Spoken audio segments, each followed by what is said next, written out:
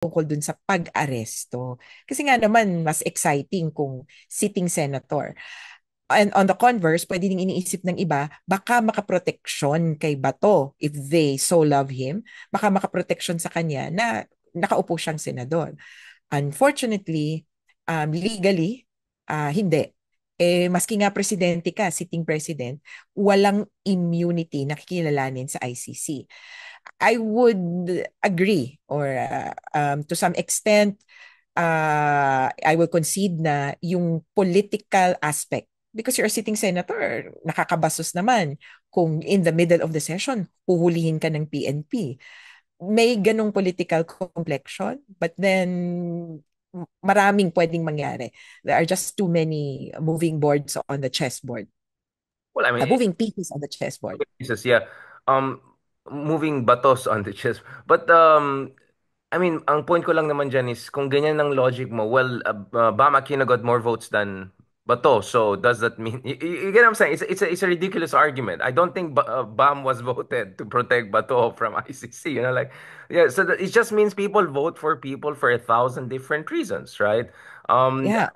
I mean, in fairness, like, so I was on TV5 sabay nung na-interview si Senator Bongo, right? And interestingly, he didn't mention anything about ICC or anything. He just mentioned yung malasakit issue, education issue. So you see, even si Bongo, no, he was focusing on the non-contentious issue, which I think is his secret to success, di ba? Why he's doing Actually, message so clear. no, regarding that, yung difference pa nga ng approach ni Bato and then ni Bongo, Bongo really banked on malasakit. Kaya that's why he won, parang ganon. Pero si Bato kasi, what was his platform? Halos wala. Sumayaw ba siya? Or Correct. something? Halos wala. He's called for law and order, but he had no specific plans. Unlike before, lagi niyang sinasabi, war on drugs, I will help you, yeah, law and order. Pero ngayon, parang halos wala. And his platform was really to support and to bring home Tatay Digong.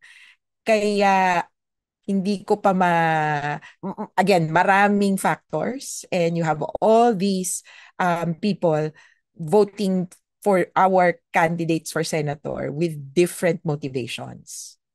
Yeah, exactly. So it will be very self-serving. I don't know kay sa ating mga new political analysts like si Attorney Kaufman. It would be quite simplistic to reduce everything to this. I mean, I won't be surprised next thing si Kaufman meron na siyang libro about Philippine democratic struggles and so, I mean, I thought Harry was the man. Yung pala meron pala mas Harry kay Harry. But speaking of bring home, balikan ko ulit yung ICC soon. Just let's do a intermission number na lang si Harry. And nabalikan ko yung ICC on a more serious note.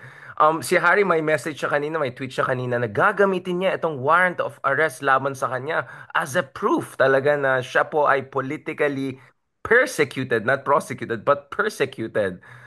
Ano ba to? Hanash lang ba niyan? Or do you think he can, legally speaking, actually leverage this? Well, he can leverage this. It really depends on how you kung mag-appreciate the case. Kasi on one side, talagang may kaso siya. And why did he have this case? Yun naman, dun magkakatalo. Bakit ka kinasuhan? So, let's compare, for example, Laila de Lima versus Harry Roque's case. In Laila de Lima's case, why suddenly, out of nowhere, you have a former DOJ secretary and senator being accused of drug peddling, ganyan, or toddler ng drug lord. It's because she was against the war on drugs. Harry Roque can say the same. It was because he was against the Marcos administration's, I don't know what exactly, pero the Marcos mismo, yung paggamit niya ng, or yung drug use. So, parang similar. But then, um, problem dito, it would come to some appreciation of evidence. In the case of Laila de Lima, ang problema at that point, 'di ba, nung final yung case, merong nagsalita at hindi pa natin nadama nun or wala pa kaagad sumingaw nun na peke o kaya magre-retract tong mga nagsalita. Pero actually fishing na nung simula kasi these were detained persons. Ito yung mga nakakulong na under the control of the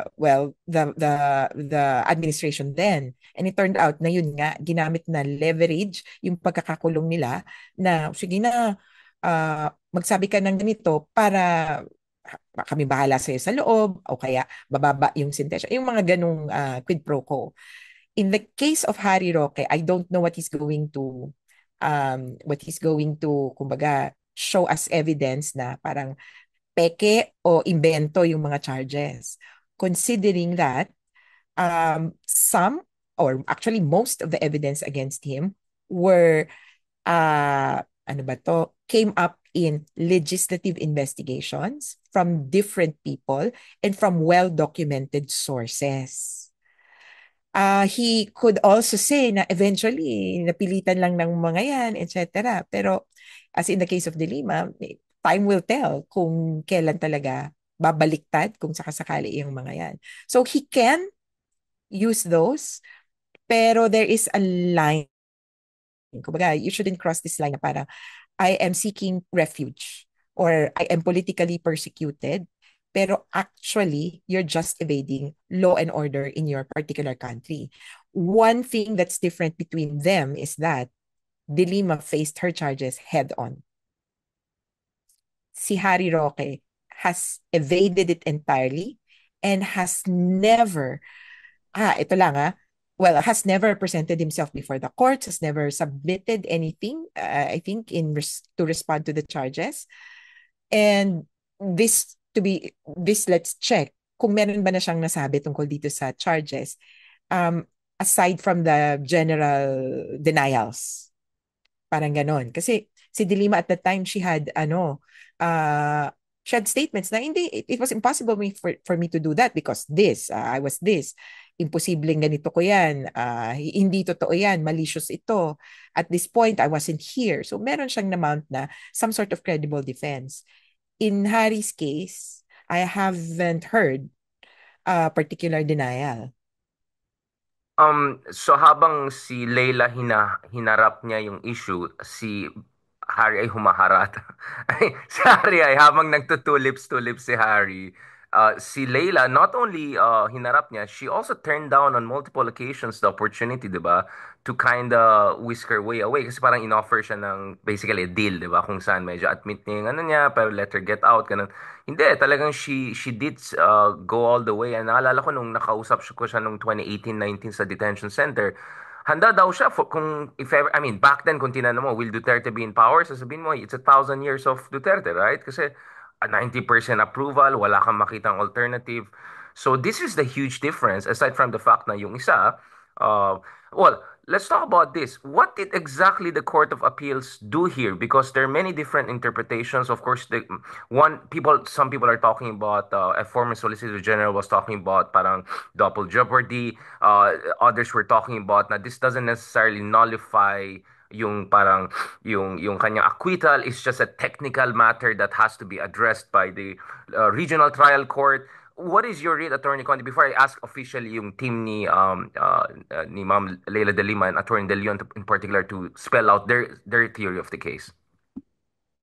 Well, looking from the outside in, from what I understand, and this has happened to me as well, the decision was, well, quote unquote, reversed in the sense that it was remanded to the regional trial court na ayusin yung dokumento, ayusin yung decision. It was not an outright reversal na parang, oh, hindi siya acquitted. Parang ganon. So it was just the manner of handing out the decision, but not the decision itself. So, may ganito talaga na may mali yung paraan, pero tama naman yung, kumbaga, yung ending. Kaya I would say na still acquitted siya. Siguro they can explain the technicalities of this, but it was yung ano kasi error in the jurisdiction of the court, grave abuse of discretion because etc. Pero it was something that kumbaga an error attributed to the judge but not exactly to the decision. Parang ganon. Right. So So parang censure siya ng how the judge arrived at the result rather at the than decision, negation of the decision itself. Therefore, yeah, oo. Leila's case still is acquitted, basically, right? Yeah. So it wasn't on the evidence, essentially. It wasn't per se na, mali yung appreciation mo ng ebidensya, pero parang ang sinasabi daw, and I've only looked at, actually, I haven't seen the decision. It hasn't been uploaded. But oh, kailangan verified sources or reliable sources. They've lifted up quotes from the decisions. At parang yun yung sinasabi, yun yung tono. That the decision has to be written better, pero the ending, ganun pa rin. Okay, obviously this raises another important question. The timing. I mean, is just as election is over. I heard the version na April 30 pa daw lumabas to, ngayon lang lumabas sa media. But then again, like it's not like April 30 was a million miles away from the election time. Um, and then it's just as Leila de Lima is expected to join the prosecution team against, Vice President Sara potentially, di ba? Kasi may dalawang biglang bumukas. I don't know, it was like almost a. I mean, we were talking about it during elections. Now, wouldn't it be nice to have Chel Jok na Leila join it? And then exactly dalawang natalo, dalawang bumukas. But I don't know. So in short, is this a coincidence? Is this like a curious case, if I can put it that way? Of course, we don't wanna besmirch our judicial institutions. Baka mawalan tayo ng ano dyan. But again, do we have cases like this before na biglang ganyan na lumalabas na biglang technically kine-question ng isang court of appeals yung phrasing, yung ano the I don't know, the packaging of the decision, if I can put it that way in layman terms. May precedents ba tayo nito, and what do the precedents says tell about what could happen here most likely, or what is the best strategy for team of Ma'am Leila? Well, I would have to check as to precedents, yung sa exact kumbaga circumstances, because Leila de Lima is Leila de Lima. Parang Sui generis. if you compare it to the case of somebody else, baka hindi on all fours. Pero I would say na yung curious, the timing would be curious. Kasi nga, bakit ngayon na parang binabawi yung saya o yung balita na, oh, wow, she's now part of the, no, but her case kumbaga, her case has been remanded back to the RTC. So, wag kayong masyadong magpakasaya. I've seen others point out that the justices are Duterte appointees, but I haven't verified that. All these, I would ask people to, kumbaga, preno muna, hold on to, kasi until hindi naman malinaw yung basis, it would be hard to, kumbaga, cast aspersions upon the motivations of the justices or kung ano man yan. Mas siguro yung timing. So, I guess Dino and team could better explain kung April 30 ba talaga nakuha na nila to, or ngayon lang Yeah. talaga, or release lang ba to. And in fact, meron din kaming minsang mga kaso na yung antedating of documents. That could have also been the case.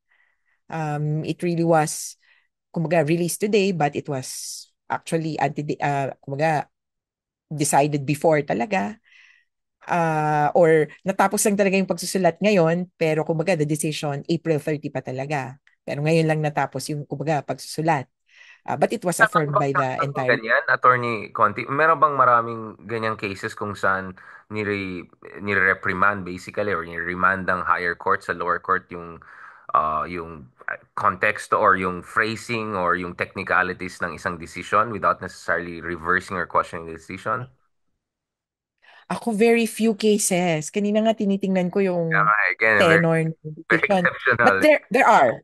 There are. Even the Supreme Court has done so. Parang we remand this to the ganito to look at this decision to ayos. Pero uh, ako, ang nakikita ko pa nga, one possible intention would be the Court of Appeals is ensuring that the decision is, kumbaga, airtight, foolproof.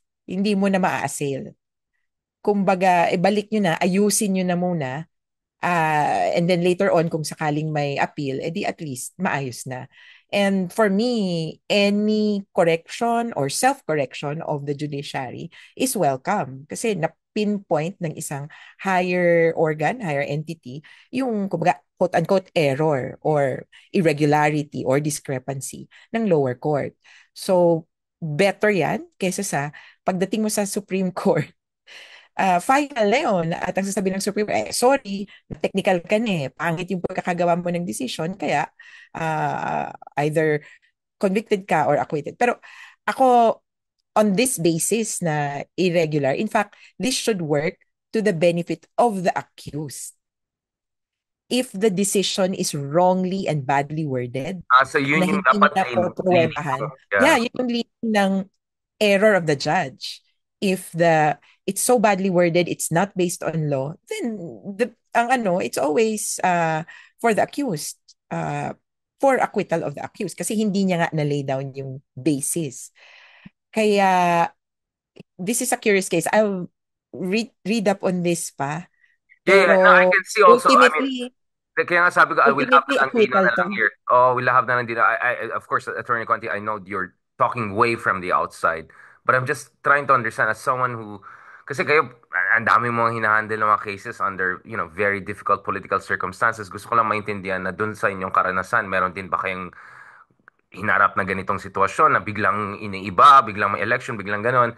Ang akin lang naman, okay, I'm all for hindi tayo magcast ng aspersions dun sa motivations or even yung basis ng Court of Appeals. But clearly, ginagamit ito ng mga certain interested groups, tawagin natin na DDS, to cast aspersions dun sa credibility ni Ma'am Laila De Lima. Katulad ng sinabi natin mga followers dito, klarong-klarong COMELEC na hindi maapektuhan yung proklamasyon ni Ma'am Leila De Lima. So tuloy-tuloy yung kanyang assumption of office, 'di ba? So that's clear. But ang issue kasi dito is gagamitin na naman siguro ng ibang tao ito para sabihin, si Leila, ano yan, drug, ano yan, hindi naman acquitted yan, 'di ba? So kaya nga mahalaga talaga magkaroon tayo ng clarification of facts of the case at ano yung mga technical and juridical implications ng itong remanding ng Commission on Elections. Kaya sabi ko, maging kasama naman ito sa anti-disinformation campaign because as early as right now, nakikita natin the troll farms are working this eh. Ayun pala, ano pala to eh, ganito na.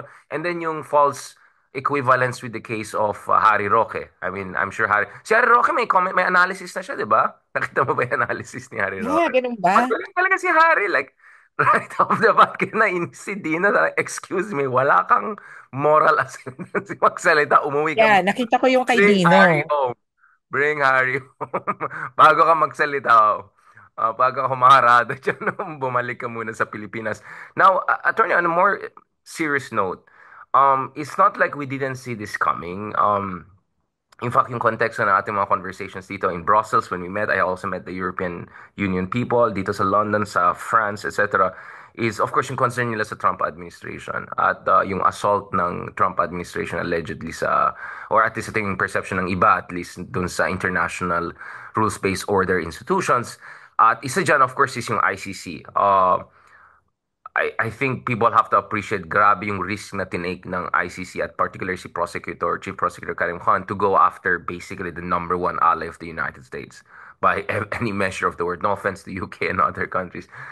So basically, yung nangyari is we had the Trump administration in its first iteration nag-impose ng sanctions, di ba? Including dun sa predecessor ni Karim Khan, dun sa, I think this was the issue of Afghanistan and alleged abuses by American soldiers. But this time, yung earlier this year, I think was it February, there was another new sanctions. And it looks like this sanction is just so crazy. Even yung emails nila, nahirapan sila gumamit. May mga American staffers daw ng ICC na parang natithreaten daw na baka they face arrest if they go home. Accounts are being frozen. Even some would say family members of some of the people involved could be affected. Um, Again, without giving ammunition to the bad people, do you see like the shop closing down or like what are the remedies for ICC to work this through? Kasi ang ganda naman ng building, social naman, mayaman naman ng Europe, eh, di ba? It's not like, di ba? I mean, I've been there, I've seen it. I mean, you obviously have you go there much more regularly, but parang I don't see these shops closing down. Hindi naman sila mukhang kawawa. But again, I'm sure gagamitin na naman yan ng mga propagandists to say, ayan na, uwi na si Digong, sasara na yung ICC. I mean, hindi naman siya startup company, di ba? Well, yeah, and also the ICC, I think, never received funding from the United States. So, medyo out of the picture yon kasi they never were part of they started or they were there during the discussions in Rome and even before. Pero nung nakita nila na, yun nga, mapapasok yung crimes against aggression, sila yung Bush time, di maaakusahan ba? doon. This is Bush Umexit. time. Yeah, exactly. This Oo, Bush time. umexit. Sabi na, teka, exit na ako. Pero, true, mas yung ano nila is on the operations. In fact, there was some point, ang narinig ko, Microsoft, would they be able to use Microsoft, which is an American company's product? And would Microsoft be able to, kumbaga, would it be compelled to release or to submit its information to the American government? Buti na lang when you look at the text of the ICC sanctions bill and even the EO, it just really talks about blocking. So parang cutting off any support, cutting off any product. So yung iniisip kong maximum is that you cut off all ties with American companies or American money or American property. Ang hirap ding sabihin na with American people kasi ang nakalagay lang naman visa. Pero what if you're an American working for the ICC? Maybe your bank account in the US might be blocked, pero your bank account in the Netherlands might not be. So may ganun din. And then also there's this kumbaga connection, yung nexus. If you are connected to work that the ICC is doing? What if you're just simply someone who's accredited with a court? Kasi may mga ganun. So you can register with the court saying, well, I'm an expert. I am someone who knows something about international criminal law and I would like to be registered with the court. Pwede yon. The accreditation process, you just undergo it. Pwedeng wala kang kaso. And therefore, you're not assisting the ICC per se. Kumbaga, you're just naka-standby ka lang. Pwede yung ganon. Hindi mo pwedeng habulin yon kasi clearly the sanctions order says meron kang pag-alalay na ginagawa sa ICC. So, medyo limitado and I would say hype too much and inflated itong sanctions order ni Trump. At nung unang nga talaga, parang nagkakapaan, ano nga ba, paano nga ba? Tigil ba lahat? Paano ba? Pero parang bumabalik sila dun sa experience yung first, yung Trump first term. Ano bang tawag doon? Trump 1.0. Yes. So dun tinitingnan kung ano bang nangyari. And this, what happened was they just weren't able to enter the US. Mas ganon. Tapos parang, I don't know if Fatou Bensouda had properties in the US, pero definitely, tagagana siya. So I guess not. So, bumalik na siya ng Africa at Sub-Saharan Africa. Bumalik na siya ng The Africa. technical term, just to be clear, you can find it on the page of human. Parang ako sabi ko, ang Oh, salita nowadays, anything would be twisted. No, no, no. ako, So, baka sabihin naman ako na yung nagsabi. no, no, but attorney ko, palitan natin yung topic. But attorney Conti, balikan natin to. Um, Hindi kaya magkaroon ng secondary sanctions? For instance, like if ICC works with a European company and then that year, kasi yun yung ginagamit ng US to sanction Iran, Russia, now even Chinese companies are being targeted. Kasi you can imagine their levels kasi to sanction eh. Secondary Mhm. sanctions, ganun. It's good that you clarified. So, fingers crossed, hindi naman kayo maapektuhan. Kayo na nag-engage sa ICC. You're not a staff, you're not a bureaucrat there. You're just engaging the ICC in your capacity as an assistant counsel. Are you worried Yeah. on that front? Or like, Well, pwedeng hindi na ako makapasok ng US ever. Pero okay lang naman, hindi ko pa naman pangarap mag-Disneyland. parang para sa Kaya, Digong, no? Parang wala akong pake sa US. US okay. is lousy yung gano'n na parang, whatever. Oh, walang visa. Okay, sige. Pero ako din, tingin ko kasi dito sa Philippine situation, the case is here, the witnesses are here. Kumbaga, if you're just focused on this case, the case is here, the witnesses are here, the documents are here, some already with the ICC in The Hague. So medyo covered na kami. There's just some cause of concern for, okay, let's name it, Lorena Garma, who's with US Immigration.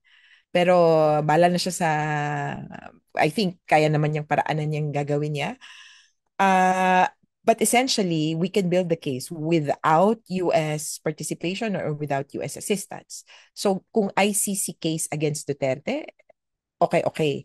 But on the larger, on a seeing the larger picture, of course, there is cause for concern. Kaya lang, I would say that the ICC, rather than be, kumbaga, grim about it na, oh, ano nang gagawin natin? Paano na tayo? They're just plodding on. So, whatever they can do. And in the way, yung parang retrofitting, so binabalikan nila, inaayos nila yung mechanisms, and I think they're moving away from American American suppliers. Chinese na software. Huawei na. Kaya Mag-Huawei na silang lahat. pwede. Ang iniisip ko nga lang, Apple, di ba? Would there come a time, but it's just a curious question, na parang would there come a time na employees, kumbaga, would be not exactly prohibited, pero would they be dissuaded from using Apple devices? Kasi that's clearly an American company. Not only because of the sanction, but also for the security.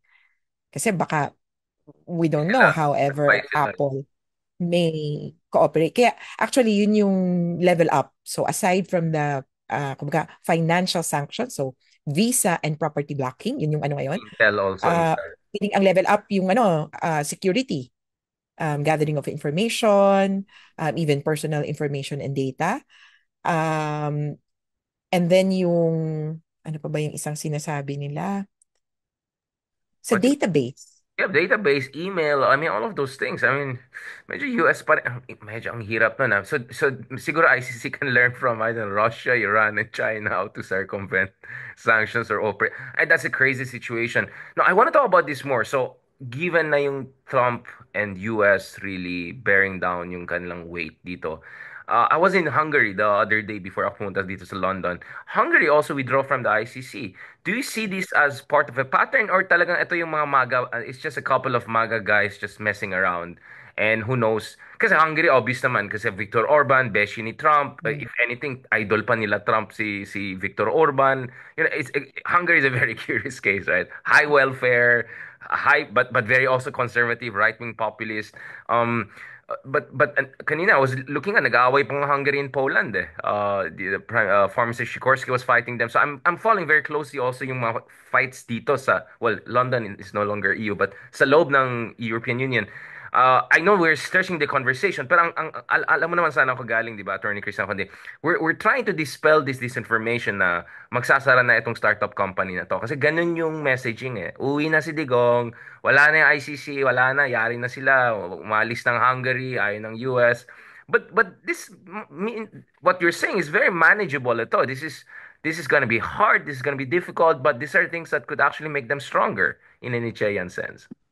Yeah, because it will quote-unquote future-proof them na kapag winidrawhan sila ng ganitong superpower. In fact, none of the kumbaga, major superpowers are members of the ICC. China, India, US, Russia are not members of the ICC, pero they've continued on. So I'd say as long as you have a core of kumbaga, democratic countries supporting it, and so far we've seen the EU, well, there's Hungary, of course, na on the sidelines na.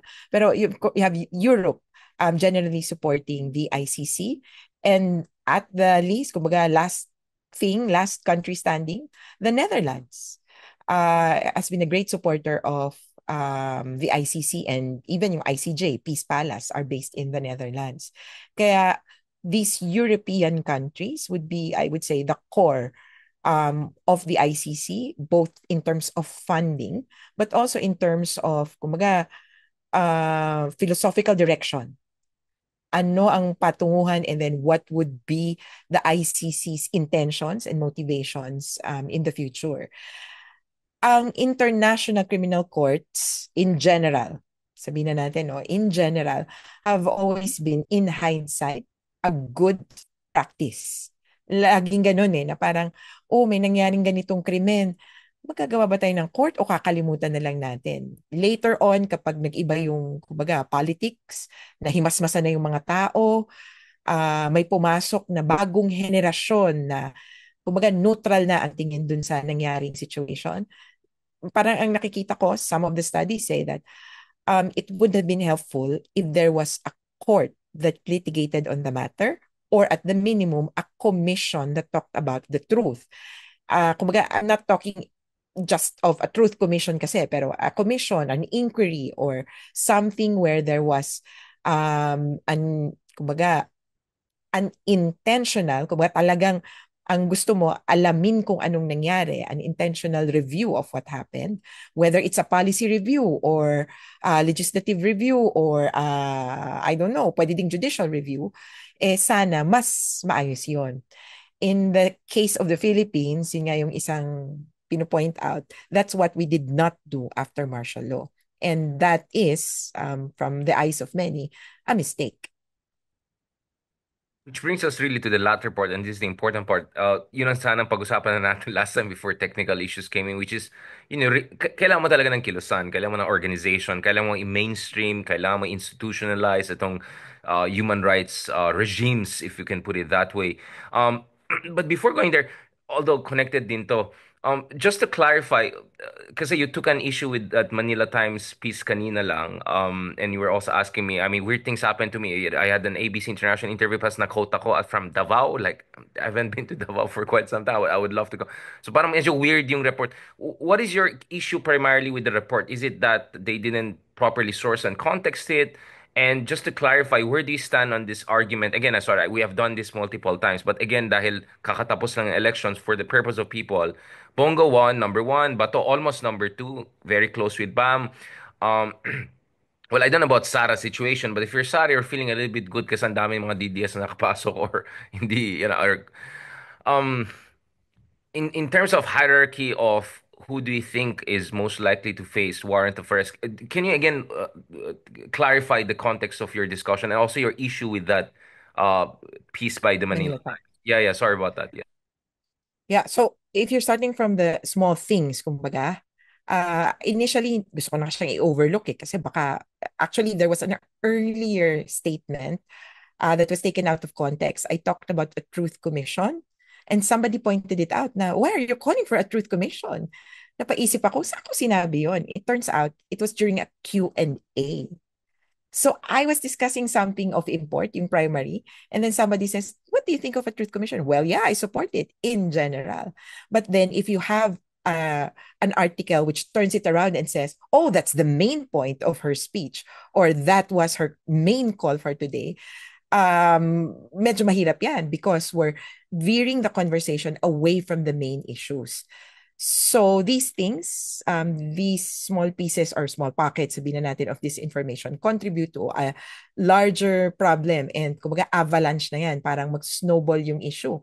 And I just realized that na it was, I should make it a big deal when I think this was yesterday, I was on Arangkada Balita and they were quoting me as saying that Duterte's responsibility was through command responsibility. Sabi ko, saan yan? It turns out, dun sa balita na yon, yun yung parang minesh niya. So, meron, tama naman yung ibang quotes, pero it was taken out of context and biglang may pinasok na in his discussion, he talked about command responsibility, which I do not remember clearly attributing. Ang sinasabi ko, si Duterte, hindi lang siya dahil siya yung superior or dahil siya yung boss, dahil siya yung nag-utos. Hindi yung dahil hindi niya pinarusahan, alam niya, tapos hindi niya pinarusahan, hindi siya yung nag-utos. So, co-perpetrator. So, anyway, if you have a misinformed public, if you have a disinformed public, at intentional yon para magkalituhan. And kung sakasakali pa, mag-away-away, which I'm seeing now in some areas in X, social media, yung, can I say this, yung parang liberal faction, medyo parang nag Yeah, let's get the ball rolling. come to head, yeah. Punta Na na tayo parang, sa exciting part. dati magkakaaway kayo, you would not see you. Ngayon, nagbati-bati kayo, bakit ganun? It just really divides, kasi, di ba, divide and conquer, it just really divides the quote-unquote opposition. And there is a claim now, who is the quote-unquote genuine opposition? And for me, uh, it's just a matter of semantics, sabihin na natin. True, some people can say, oh, we're the genuine opposition. We're the genuine opposition. But it all boils down how effective you would be. And for me, for us, and I've told you that I'm part of Bayan Muna, which is part of the Makabayan block. Although there might be some people, some individuals or some groups within the group, larger group, na sinasabing, oh, bakit magkakaaway kayo dati?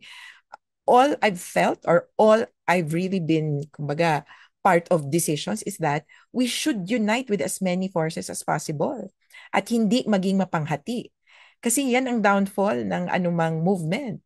Kapag hati-hati kayo, which is why, but I've seen yung some efforts, kumbaga, shatter. But I remember clearly there was this one year that the labor movement came together. So, kalimutan ko yung term nila pero Labor Unity Movement. So, you had TUCP, you had KMU, you had Sanlakas, you had Partido ng Manggagawa come together in one panel saying, we'll come together kapag May 1. Nangyari din yan. Ito, most recently, February 25. You saw all the groups almost pour in doon sa may EDSA area. And so we had programs from 1 o'clock to 7 p.m. or 6 p.m. So pwedeng magkaisa, kaya lang mahirapan kung may kanya-kanyang beef with each other. I know it's hard to sweep some things under the rug, pero we always have to look at who is the narrowest target. And right now, eto nga lang yung tanong, sino daw yung narrowest target ngayon? Si Duterte